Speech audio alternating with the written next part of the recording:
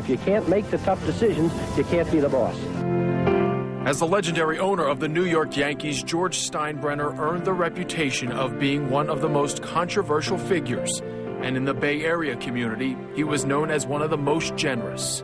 Tonight, the tributes are coming in as we remember the man known as the boss, George Steinbrenner.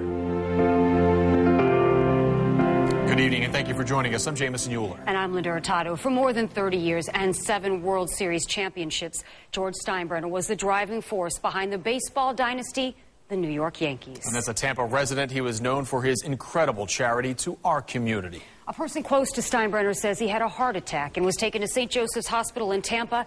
He passed away about 6:30 this morning. He had just celebrated his 80th birthday on July 4th. In his memory, a sign is now up at Yankee Stadium in New York, and flags are flying at half-staff at Steinbrenner Field here in Tampa. The baseball community and the Tampa Bay community is paying tribute to the Steinbrenner legend today. We begin our team coverage at Steinbrenner Field with Carson Chambers tonight. Carson? Well, good evening. George Steinbrenner was just here at Legends Field in early July, a couple of days before he celebrated his July 4th birthday. Well, today, family and friends are celebrating him. At Legends Field in Tampa, where pinstripes rule, and the Yankees logo stands for all that George Steinbrenner built. Very sad. He was an icon.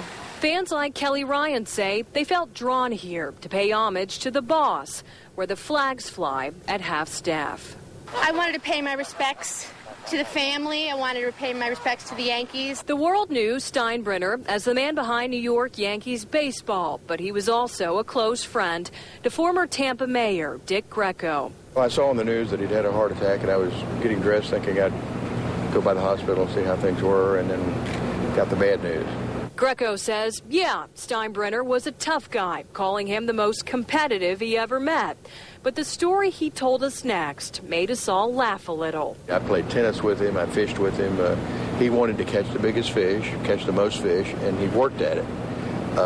At tennis, I saw him dive at a ball one time on an asphalt court. And Greco says his friend had a softer side he didn't always show publicly.